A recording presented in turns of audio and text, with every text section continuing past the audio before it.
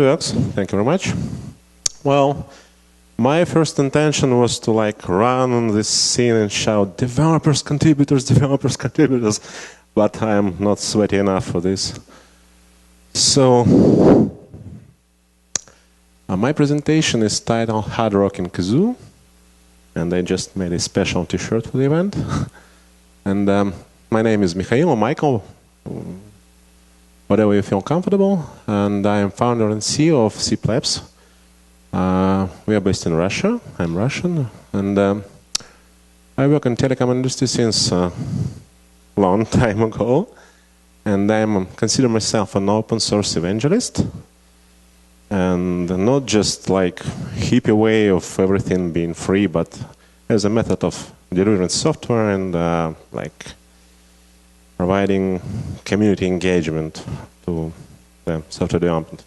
Well, my original education is in math, so I'm the nerd. About SIPLABS, my company is rather small. We grow naturally on our own. We don't have any funding or sponsors or whatever. It's now a team of 8 people. 7 of us are technical, including myself. And probably that's why you don't know much about us. We never did any marketing or things like that. We are only known in closed community of Kazoo developers because, well, we are, look good in GitHub. And we are probably the only company who does things for Kazoo who are not service providers by ourselves. We do not sell minutes of traffic or services to end users. All we do is software development and professional service. So our target audience is people who deploy Kazoo clusters for themselves, like dedicated clusters or, well, not a hosted environment, mostly. Now my company is 100% focused on Kazoo, and we have 3 full-time developers working on Kazoo backend only. And we have our own development and CI chain and support tools and monitoring tools and whatever we need to provide our services. We develop Kazoo. We develop for Kazoo. We have more than 100 closed pull requests to Kazoo projects so far. Thank you. And this makes us the #1 contributor to the project in both number of pull requests to the core and number of lines of codes being provided, a number of projects done, and whatever.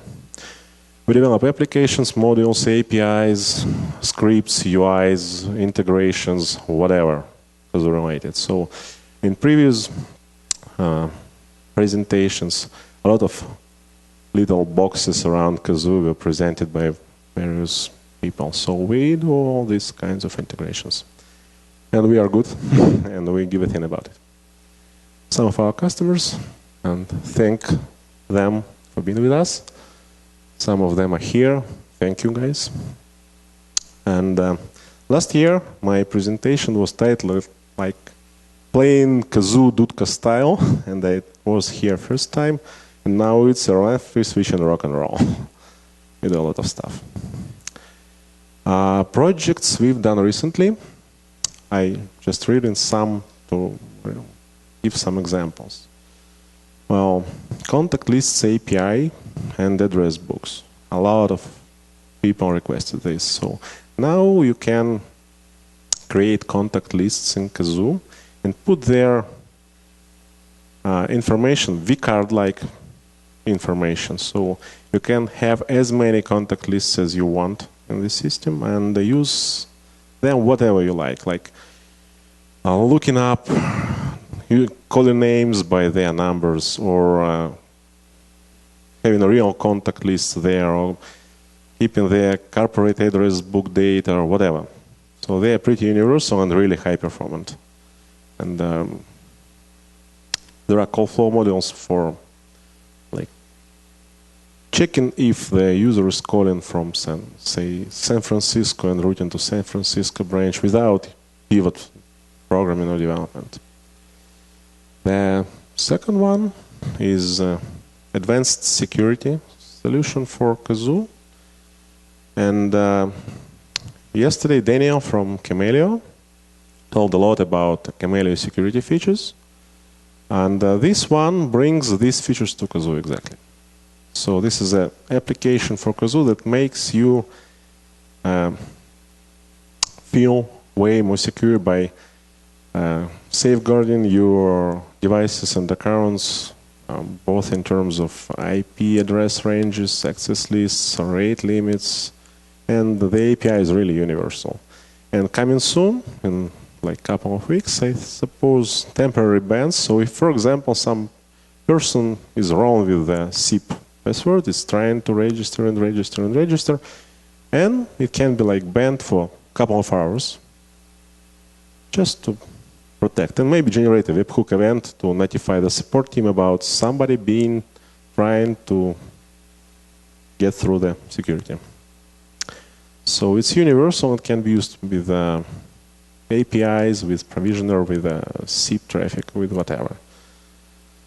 A lot of smaller contributions here, like compound feature, eavesdrop feature, a lot of ACD stuff. Well, it's a rest in peace soon, but anyway.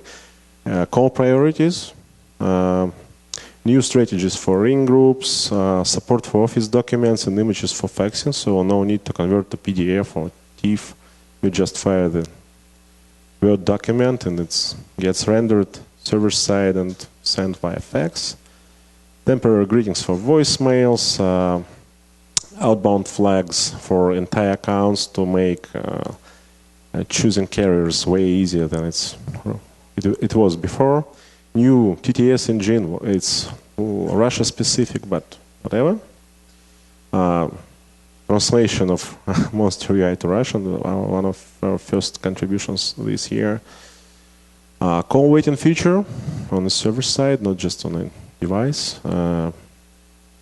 Support for page method for APIs, which is cool.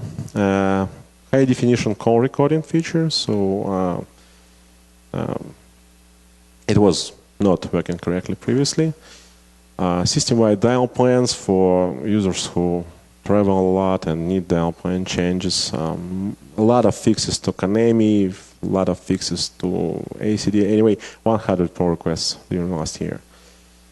And some stuff to be revealed right now. Some major projects we've done during last year and open sourcing them right now. First one is really huge. Maybe not for North America, but certainly for lots of countries. It's support for industry standard authorization, authentication, accounting protocol radios. It's for external real-time billing, and it's totally multi-tenant enabled, really comprehensive. So if you need integration with some sophisticated and bigger billing system, it was not possible before with the radios, and now it's here. It's really huge, I mean. And anybody interested in diameter support with maybe IMS networks, maybe some deep mobile integration, it's totally doable now. Project FMC, Fixed Mobile Convergence, it's mobility for the rest of us, as they call it. So if you're not, again, in North America, maybe not in the States, and you need your own mobile support, you want to make MVNO or things like that, now it's contributed, and now there is some support for these scenarios on Kazoo. It's pretty interesting. If you're interested, just find me. It allows incoming calls from mobile devices to be considered like calls from real Kazoo devices with all attributes that correspond to real Kazoo devices. And it's very universal.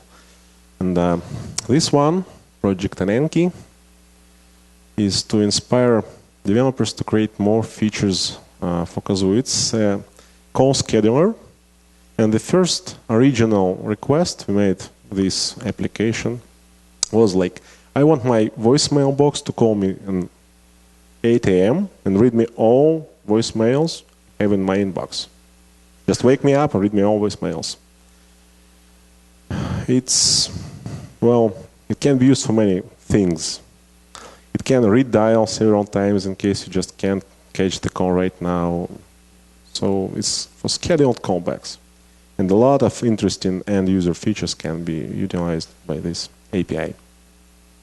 Time zone-enabled call scheduler is also already contributed. So I did this slide like several days ago. It's already here. Now in development, some of the projects we are working on right now and looking for interested people, maybe for some support and things like that. It's Project Wormhole. So it's like kind of voice VPN. When your customers have branch offices and they want these branch offices to be separate accounts with separate billing, but deal each and every other with extension numbers. So common dial plan, no calls through PSTN, but calls are direct, but them being separate accounts. And if like some bigger branches of your customers are already having their PBXs and want expand via cloud, this one is to allow this scenario, like you have a trunk and bunch of cloud-based devices, and they interconnect, call each other, and things like that. It's designed with deep security in mind, with really custom operations on dial-out numbers, caller IDs. You know this stuff if you came from asterisk world or whatever. When you interconnect offices, you do a lot of routing stuff like that. This is a project Sodian Head. And it's a deep and sophisticated DNS server for Kazoo. With real-time updates, with only active SBCs or only active zones being given to the end user in needed priority, and with custom entries being served by these DNS zones. So something really needed for good operations with Kazoo. The third one is Project Blue Moon. It's a Lua for Kazoo. It's a scripting engine. And imagine just like firing up one single API request to create all the call flows, voicemail boxes, devices, whatever you need to do a proper extension. Not like 20 of them. So you just write your script once, upload it to Kazoo, and then call it via API with data you provide to create new users. And the same thing for call flows. So like one single script and 10 pages long IVR scenario without all these complex call flows and the stuff Workster had to create with key value storage for call flow. Kudos, brothers. Real respect. And now the inspirational part. My presentation is like, oh.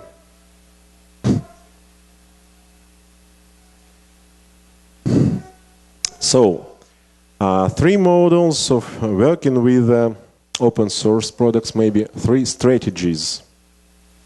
Little disclaimer, I'm not judging here, and my point of view is of course biased by, I'm a developer of an open source project together with the main team, and all these models or strategies are perfectly acceptable on certain times of existence of the businesses.